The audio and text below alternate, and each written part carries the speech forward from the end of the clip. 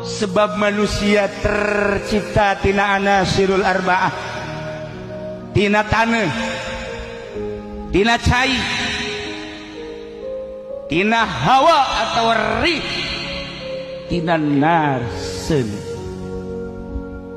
Tina kumpulan anasirul arba'ah tersebut manusia bisa tertawa ceria, bisa menangis, manusia bisa bubungahan, bisa sedih, manusia bisa adil, bisa kejam, manusia bisa berkarakter lamun di jerona di esian ku gogoreng ku kahideungan karat maksiat, ria diasupkan, ujub diasupkan, takabur diasupkan, hubul hubur ria, hubul sumah diasupkan babeh ka jero hatena, tidak menutup kemungkinan nyana bakarna berkarakter leuwih daripada iblis.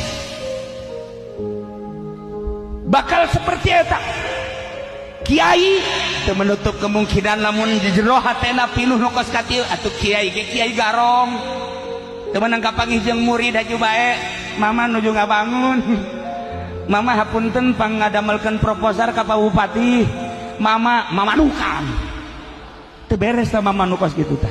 Lamun aya laporkeun ka Kapolres, hijikeun jeung nyana sebab akur.